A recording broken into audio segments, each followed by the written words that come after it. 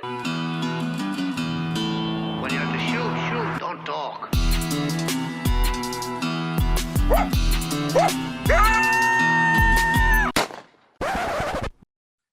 All right, everyone. Thanks for joining us for another Trap House podcast. My name's Justin Jett, and sporting this nice fancy shirt I got here. This is old. I've been wearing it out. It's still holding up great. Trap House podcast shirt. If you want to support us, link below or send me a message. I can probably find you the link if it's not on there already. It's usually posted below every video on YouTube, but just let me know on that. We got a great guest. John Boyer's with us out of Kansas. He's in charge of lining up everything and making sure everything's working great for the Fur Takers of America National Convention. So a lot to talk about there. There's a lot of things going on there. Plenty to see and do. They had the event there in 2016, and that was a blast. So I can only imagine it's better this time around. So we're about a month out from that or so. So it's coming quick. But yeah, bring your friends, grab the family, get in the car and head out to Lawrence, Kansas for a good weekend of trapping fun. So we're going to talk to John, but first I do want to say thanks to everyone that's been liking, subscribing, sharing, and all that good stuff for the show. Spreading the trapping word is what we like to do, and it's very important to us. So I appreciate that for everyone sharing. Got some sponsors to thank. We have Weeby Knives. Check out their website, weebyknives.com. Thank you, Mark Stack, for joining us and supporting this show.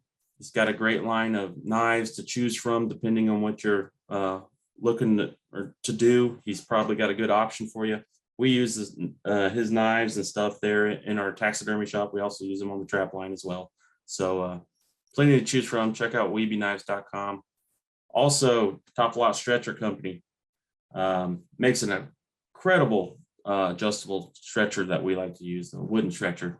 They have whole trapping supply as well on their website, and their website's actually toplotstretcherco.com. So check out them and see what you can find there. Also, it's not last, but J3 Outdoors, maker of the Hags bracket. Jeff's a great guy, makes a great product, several products. So check out j3o.com. Check out the brackets they offer, the drowning locks, you name it. He's got quite a bit out there, American-made product, and just a super guy to work with. So thank you, Jeff, for being part of the show. Last but not least, Hoosier Trapper Supply. Check out our website. It's HoosierTrapperSupply.com. It's home of the Top Dog Predator bait and Jet Fuel Predator lure. So we're thrilled to have that available there. We offer everything, under the sun, really, as far as trapping supplies go, as well as deer scent. And we do taxidermy there as well. But yeah, check out HoosierTrapperSupply.com.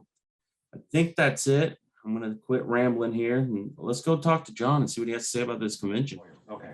All right. So we have John Boyer with Kansas Fur Harvesters. He's the vice president, but at this point, even more importantly, he's the convention chairman for the upcoming Fur Taker Convention. So we're going to talk to John a little bit about his trapping past and trapping present, but and then also the upcoming Fur Taker Convention that's going to be in Lawrence, Kansas on June 16th, 17th, and 18th. Yep. And We knew you had the dates, John. so this is 28 days away if you're interested. Coming quick. And you can talk about that, Johnny. It was because of COVID and scheduling, and this is actually a year later than what was originally intended. Is that correct? Yes, we were supposed to have it in 21 with pandemic. Indiana got canceled, so we moved everybody back a year. Yep. And this is actually the second time it's going to be in Lawrence. That's correct. We had it in Lawrence in 2016. Okay. Man, time flies. No kidding. Yeah, this 6 years ago. So we do you have anything that you want to talk about as far as highlights of the convention coming up? Maybe, some things that. Yeah, we've got quite a bit of stuff going on. Major Boddicker is our guest for the weekend. He has roots in Kansas. He's actually a charter member of the Kansas Fur Harvesters. Okay. So we'll be celebrating our 50th anniversary next year in 23. Mhm. And him and one other guy are the only surviving charter members. So it's quite an honor to have him come. I spoke to him just a while back, and he's really looking forward to coming to Kansas again. And I think he'll be going to have a good time, and he'll be a big asset to the show. You want to give a little background on him, John, for the people that aren't familiar with him? I've known him for a long time, but for background, he's the one thing that I've admired about the man ever since I knew him, and keeping up with the articles he writes for all the magazines, is he's one of the few people that has always done what he wanted to do. Mm-hmm. Yeah, most of us can't say that. There's been times in our lives where we'd rather be doing something else, but you just can tell by the way he writes and the way he talks, and that he's just done it his way. And like I say, that's kind of one of the main things I've admired about him. But he helped a lot of states get organized. I believe he might have helped Nebraska a little bit. They actually organized the year before us. He helped organize Colorado. He helped put on the first Fur Takers College, Yes. which was in Colorado. Yes. And so he's got roots back to Kansas as well as the FTA, and like I say, he's going to be a big asset. And you all know, he's a fluid speaker, and he can visit with you all day long if you'll visit. So. Right. He, I believe he's a biologist. He's taught or teaches at one of the colleges out there. I don't know if he's retired now or not, but is that? Yeah, I'm not exactly sure what all he's done out there, to be honest, but yes, he has a biology background. Yes. Yeah, he had. He also had developed that critter call, open read predator calls that have been around for a long time. Yeah, there's millions of them out there for sure. Yeah. So yeah, he's a good one, certainly. But for most of us that have been around for a long time, remember him from years and years ago. So so he's a good one. So what else, John? Something new. We've got mountain man encampment. Right here where I live, we have a local group. Well, it's the Kansas Muzzleloaders, who they belong to. There's a husband and wife team that go around to schools doing what we called in our day Lyceum programs. You put on a program, for the kids all over Kansas. And they're our personal friends of ours. And I hit him up one day about coming and doing something for the kids. And he said, well, let me talk to some of my buddies, and maybe we can come up and do an encampment, with his group. And we've got another group that belongs from out west, and then some local people. We hope to have 10 or 12, maybe 15 tents, maybe of mountain man encampment. Oh, that'd be cool. Yeah, they're going to do stuff for the kids regularly, and then they'll have stuff going on in their encampment that people can go watch, all the time. A lot of different their activities. Mm-hmm. Yeah, that'd be pretty neat, really. Yeah, that'd be yeah. Good setup. Hey, John, let's back up a little bit. We went to Kansas this year. My first time. He's been out a few times, and I loved it out there, trapping out there and seeing the sights. What can you tell us about your involvement of how you got started in trapping out there, and kind of where you ended up in this position here? Well, it's been a long time coming, it seems like, but I live in southeast Kansas. I'm actually about 60 miles from the Oklahoma line and about 80 miles from the Missouri line. So I'm down in the corner, east of Wichita, about 80 miles. So I've trapped around here all my life. I started when I was about a sophomore in high school, I think, and I've trapped off and on all my life. And then a few years ago, after the kids got grown, I had a little more time. Well, then I started taking it a little more serious. I retired from, I worked at the cement plant at Fredonia here, 35 years. I retired in '08. And so since then, I've been doing a lot more trapping, going out of state some, going to Western Kansas some. So it's been a kind of a adventure. Yeah. What's your favorite thing to trap out there? Well, up until I got to catching coyotes, I always liked to catch bobcats because we got quite a few bobcats here in Southeast. But when I started going west, of course, we got a lot of coyotes here too, but they're not a very good coyote. But when I started going west, well, coyotes a lot better quality, and got involved with them. But still like catch cats. Yeah. Yeah. So what other states have you trapped in? I've gone to Arizona twice, trapped the San Carlos Indian Reservation in 2010 and 2016. Okay. And went to New Mexico 3 times, I believe. Trapped down around the Socorro, Magdalena, Daddle area. Mm-hmm. And went been in South Texas, clear down to Rock Springs, which is about 80 miles north of Del Rio. Okay. Trapped down there 1 year, but most of my trapping in Texas is in the Panhandle now, about 6 hours from home or 6.5. So Oh, okay. Okay. that's where I've been going about the last 5 years, I think. Yeah. When we went out to Kansas and trapped, a fellow that lives here in Indiana, Mike Huber, he's been going out there for. Yeah, I know. You know him, Mike? Yeah. He Actually, said his brother, years. his brother and I worked for the same cement company. Oh, We didn't work in the same plant together, but I knew his brother long before I knew Mike. Is that right? That's pretty Yeah. coincidental. So we went out and met him out there, and he said, "Well, I've got some ground I haven't been on yet." So we just kind of played around out there for, I don't know, 7 or 8 days. It wasn't very long, but we were out in the. You were out around Pratt, weren't you? West of Pratt? Greensburg area. Yeah, between Pratt and Greensburg. Yeah, yeah. Where the tornado went through. Oh, yeah, yeah. Yeah, I trap clear west. As a matter of fact, I camp 8 miles from the Colorado line is where I camp. Okay. I go way up with. Yeah, we'll have to go back. Yeah. Mike kind of took the wind out of ourselves. He already caught all the coyotes before we got there. He saved us a couple. Yeah. So this convention, like you said, we had it there in 2016. That was a great time.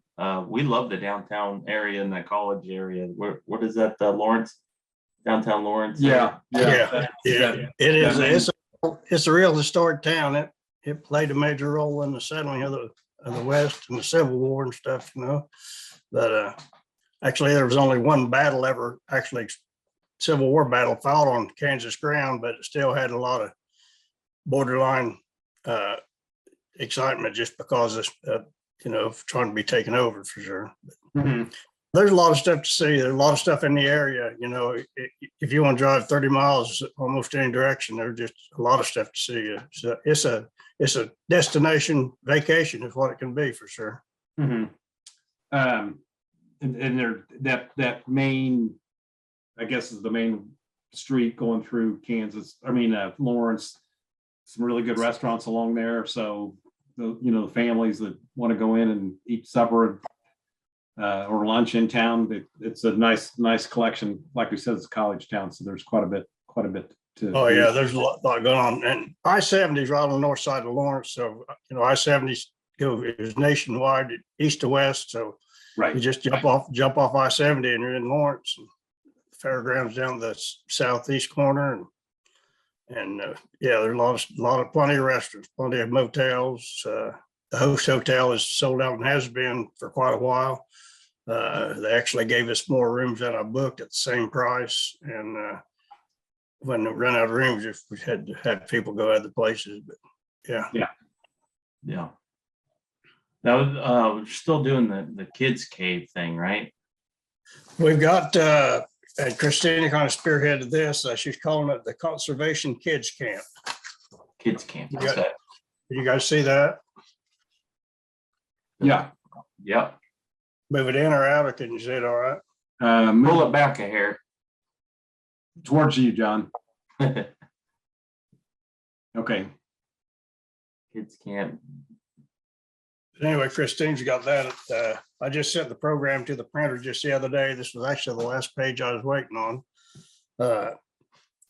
She got quite a bit of stuff lined up. Robert Waddell's going to help the kids make snares a couple hours each day, or on Friday, Thursday and Friday. And then the mountain men people will have all 3 days. They'll be with the kids all 3 days. She got animal track bingo, Beaver Creek obstacle course, calling activities, fur bearer fundamentals, seed planting, a lot of stuff lined for the kids. So it should be a lot different than anything we've seen so far. Anyway, that's our goal here is to try to be a little different, maybe Mhm. set a standard maybe. Yeah. Yeah, it's great. Get the youngsters involved, and that also gives some of them something to do while dad runs around and stacks up on traps and lures. And Yeah, for sure. it worked. That camp deal worked out real well in Iowa, I thought. I mean, they were It slammed. did. It did. It was a hit for sure. Yeah. And then I understand there's going to be, I think it's on Saturday afternoon, that's going to be a wine tasting. All these trappers out here that make some homemade wine. And Yeah, that's what it started out to be, traps or wines of the trapping world. But and unbeknownst to me and a lot of people, you just can't ship. You can't ship wine. You just can't Right. put it in the mail or UPS or FedEx without. It's unreal. So we've got some that's been hand carried in and stuff. But yeah, Dan has taken that by the horns and really going to turn into something. And our goal is to try to get people to hang around Saturday afternoon and evening. We've got the wine tasting for the ladies. We've got some demos at the end of the day. That's really going to should be interesting. We're going to have fish fry, which is by donation. There's no set fee, just pay what you think it's worth. And then we're going to go into a round table. We've got 4 subjects.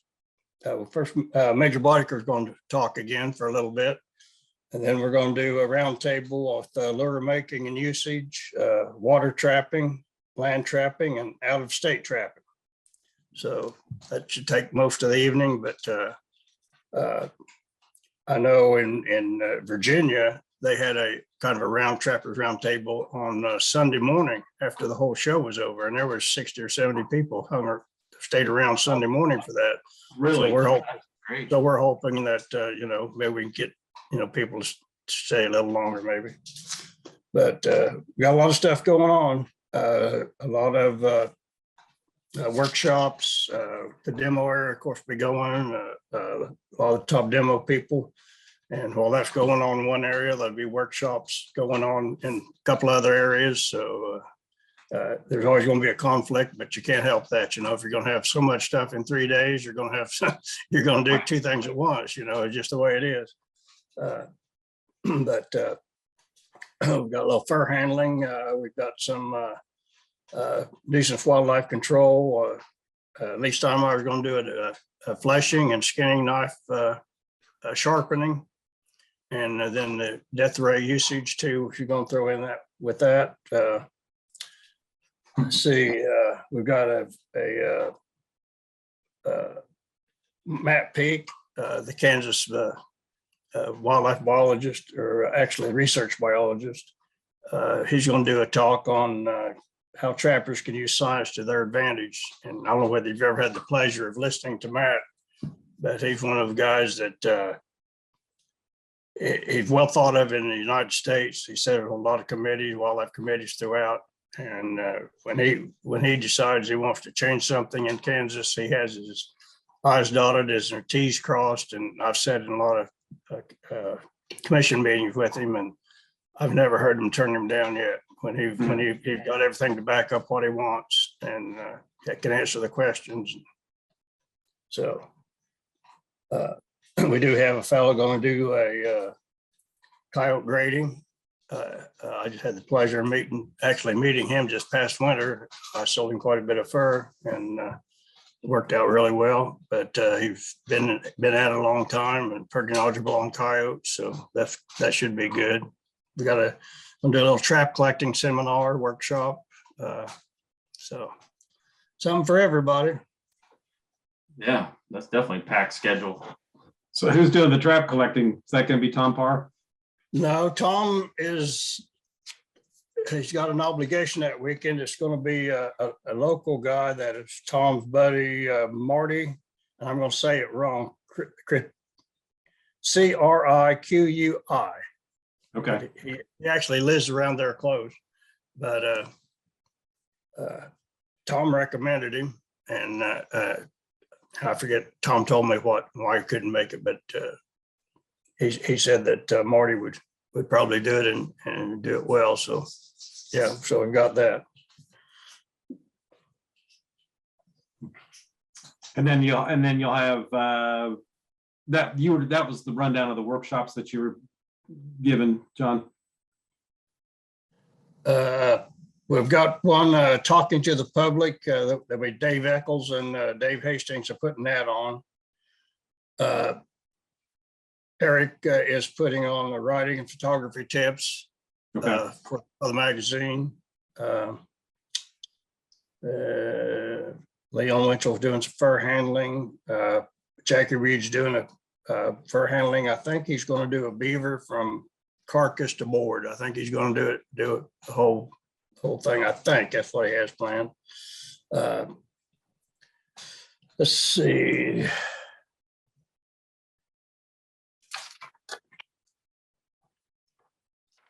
Oh, got something new here.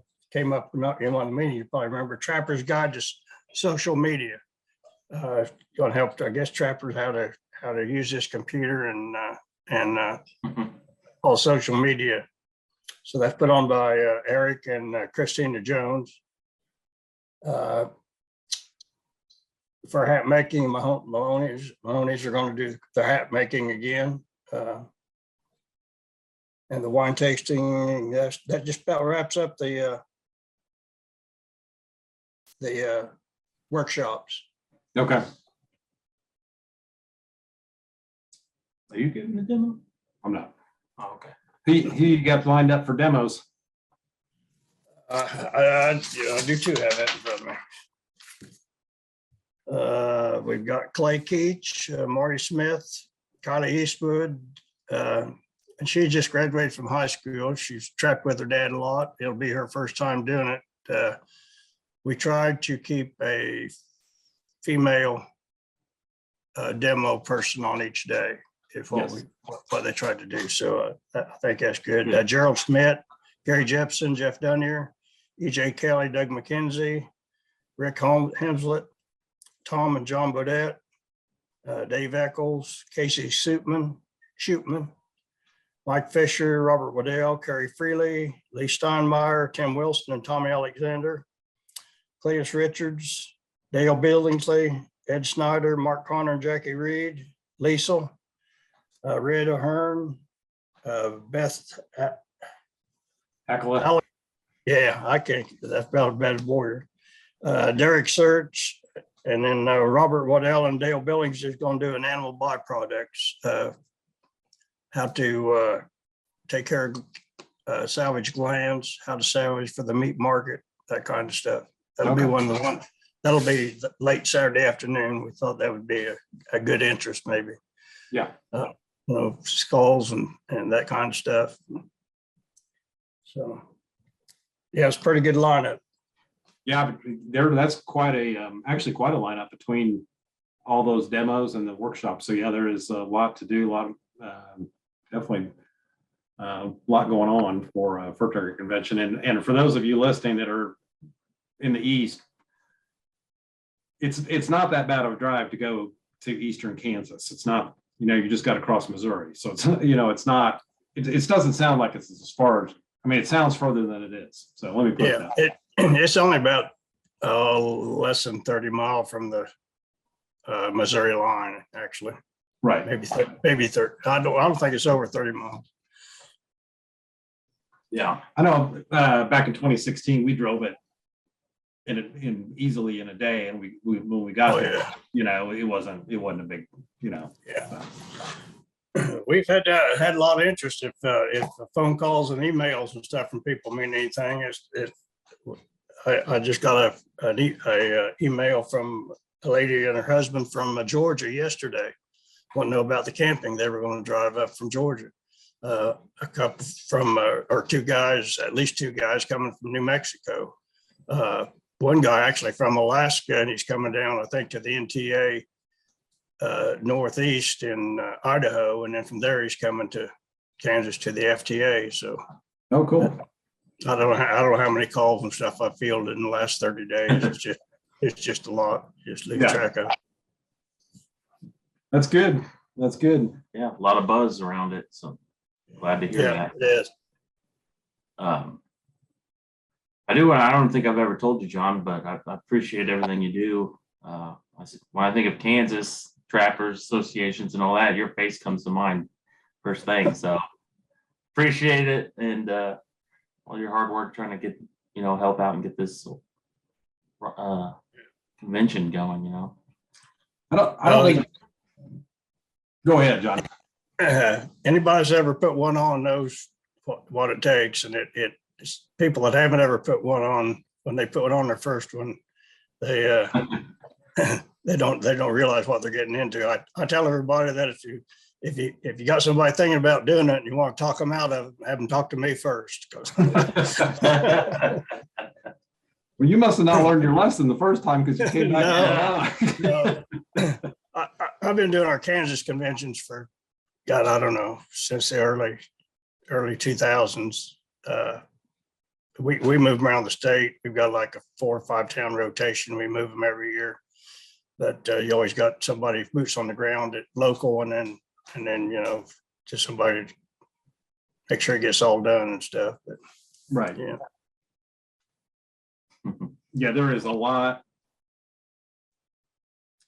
to it. We had the FTA National was in Columbus, Indiana. I don't even remember the year. Whatever you guys got. 2010, and we helped with that. So that was kind of an eye opener. And then we have a 1-day fur taker event at our shop, and that's just 1 day, and that's a big time. So Yeah, for sure. So yeah, I do need to put a plug in here for Christina. She has really helped a lot on this. She'll do anything I've asked, and if she even thinks that you need something, well, she'll send you an email and said, "Can I help with that?" or anything you need there. So, but she has really come through for us. Yeah. For those of you that are listening, Christina is the what is she? The executive Business director? Business executive of fur takers. And, fur takers, yes. She's been with us, what, 2 years, year and a half? Yeah, not over a year and a half. Yeah. I've heard nothing but good, and everything I've dealt with her, everything's been good. So I'm happy she's in that position. I think she's doing a really good job. Yeah, I am too. Yeah, she's certainly an asset to us. For And sure. I hope she stays around. Last year we had a good time. She came to the Trappers College. She was in the class that I help with, EJ Kelly's class, and then I help with that class as well, and Dan Schweisel. But she was in our class. So yeah, we had. She's very friendly. She's a good person for that position. So Yeah, can't say enough. yeah. She just does anything she can help with. She'll be right in there. And she herself is a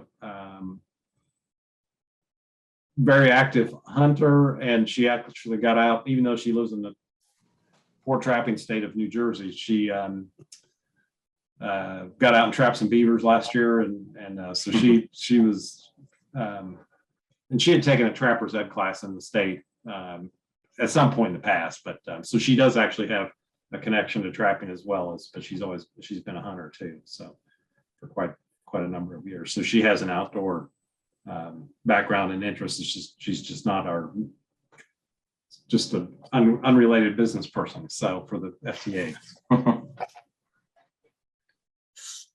she's a good one.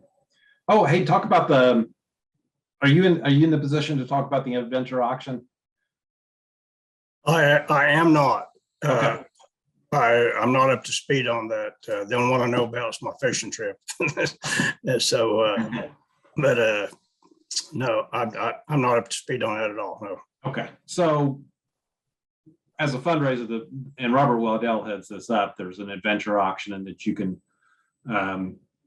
bid off on a number of things that have been donated. Most of it are where you're going to go somewhere and do something. And John, you donate. Is it a fishing trip on the river or?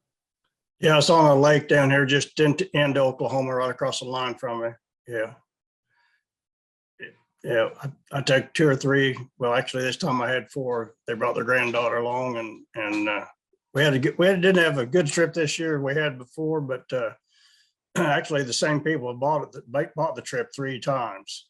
Oh, so yeah, actually, it's a father and son that live in Indiana, and he has another son that lives South Oklahoma City. So it gives them a chance to meet kind of a neutral place, spend a weekend together, and we catch a lot of fish. We put more fish in the boat than them guys have ever seen before. So, so what kind of fish are you catching? Mostly blues, blue cat, catfish. Yeah, catfish. Yeah, it's catfish. Jugs and trot lines. Jugging mostly, a few trot lines. Okay. Yep.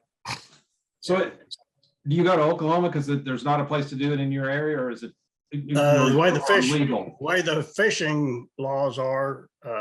We can use a few jugs in Kansas, but it's like 8. You got to stay with them every minute. Oklahoma has very lenient fishing regulations.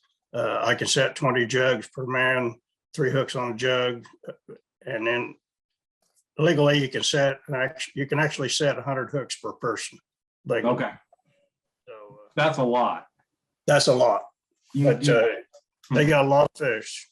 They got a lot of, people don't think about Oklahoma probably having a lot of water, but eastern Oklahoma, or actually the eastern 3/4 of Oklahoma, has a lot of water, a lot of lakes, a lot of good lakes. They've taken care of them good. They've stocked them good. You can just catch fish any place in Oklahoma you want to go.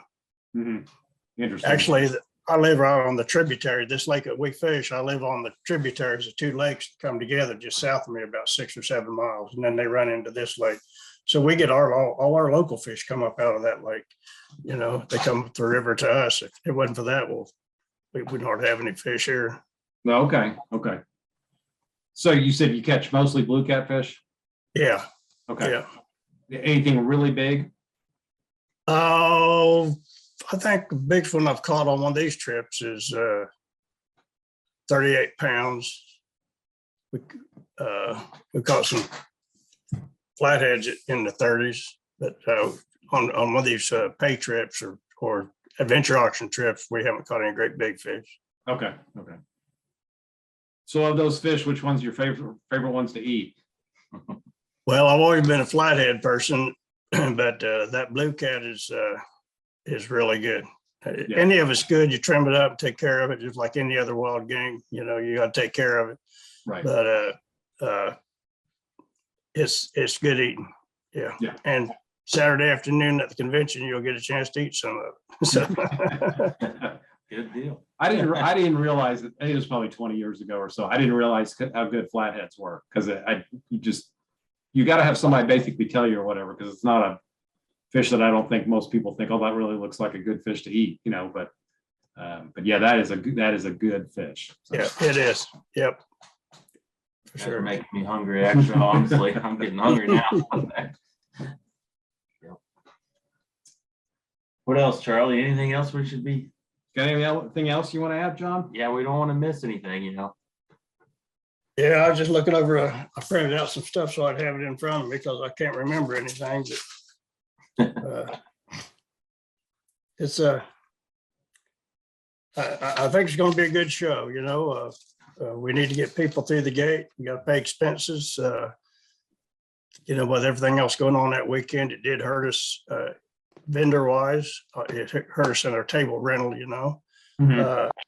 But as far as general admission, I don't think that's going to hurt us a lot because with Project Fuel, people aren't going to probably wouldn't have drove that far anyway, you know. But and then you get female or emails and phone calls from people in Georgia and New Mexico and Idaho, and so you just don't know, you know. Yeah. I mean, Well, it's once a year, you know. yeah, You got to make it work. Yeah. you know, I Well, mean, like I say, you know, and if you spend the money to get here and you make it your vacation, there's a lot of stuff to do and you know, just satisfy it all at one trip. right. And fuel is high, but they did say that this weekend is probably, or Memorial Weekend is going to be like a record travel weekend. So, you know, yeah, it's expensive and it probably is affecting some people more than others, but generally most people are making it work, you know. Just go down and watch the highways. I don't think anybody's staying home.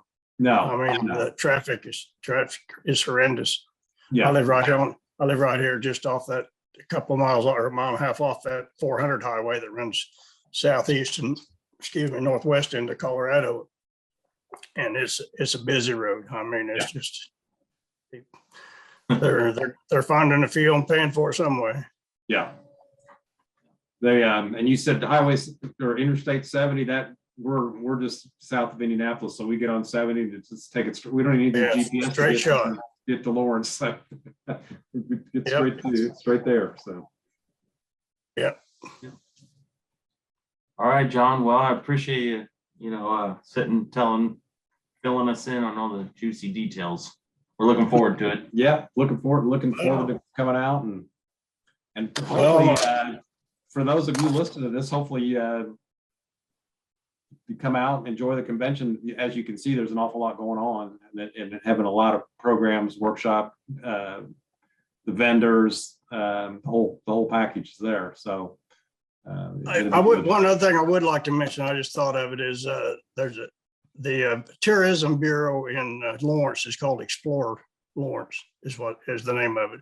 It's the Tourism and Convention Bureau, and they've helped an awful lot. They're getting ready to do some kind of a advertising blitz if we get a little closer. So maybe we can pull a lot of some people in that normally wouldn't come that maybe haven't been exposed to it, but they'll come just to see something new. But they've helped a lot. They're helping. They're actually furnishing the shuttle to shuttle people downtown and back. That's all on them, and a few other things they're picking up the tab on. So that all helps. Was it your convention that after the one in 2016 that they were surprised on how many people came into town for the Trappers Convention, for the Fur Taker Convention? Actually, when you go, the first time you have this in a location, and this is for anybody that happens to be listening, it's hard to convince these people or to even tell them what you're all about and what the convention is all about. The fellow that was working for this Explore Lawrence told me after the show, he said, I didn't realize you guys were the extent of what you are. He said, so I feel like maybe I didn't give you the help that you deserved. He said, besides a Big 8 basketball tournament, you were the largest event in Lawrence that year. That's pretty impressive. That's pretty impressive in a town that size. Yeah. So the biggest, if somebody's thinking about doing it, best thing they can do is get their local, whoever it is, Explore Lawrence or their local Chamber of Commerce, whatever, to get a hold of a city that's already hosted it. And they can get more information and more input from them about what we bring to town. I mean, we bring thousands of dollars into that town, Right. It's really unreal.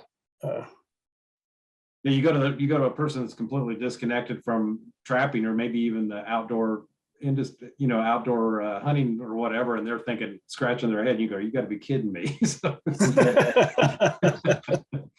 Yeah. I didn't even know that stuff still was existent. So yeah. Oh, yeah.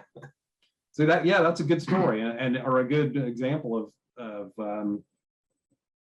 lots of trappers out there, lots of trappers willing to come to a convention, and we hope a lot of them attend this one and a lot of them take part and take advantage of all the things the convention has to offer. You got a gate cost on that, on what the person at the gate's going to pay to get in? Yeah, it's on Thursday and Friday it'll be $20 for the whole weekend. And on Saturday it's $10. Okay, and that's for a carload or per person? No, that's per person. 12, I believe it's 12 and under are free. Okay. I believe that's what it is. Yeah. Okay. Which is a bargain. Yeah, it's a bargain for sure. For everything that's offered there, that's a bargain. Yep. That it? You got anything else you want to mention, John? Oh, I'll probably think of something after I get off here, but yeah. I appreciate you giving me the opportunity. But we'll look forward to seeing you guys and like I say, we'll keep getting the word out and see if we can't bring some people through the gate. Yeah, we're looking forward to it. It'll be fun. Yeah. Okay. Thank you, John. We'll see you soon. Thank you. Bye.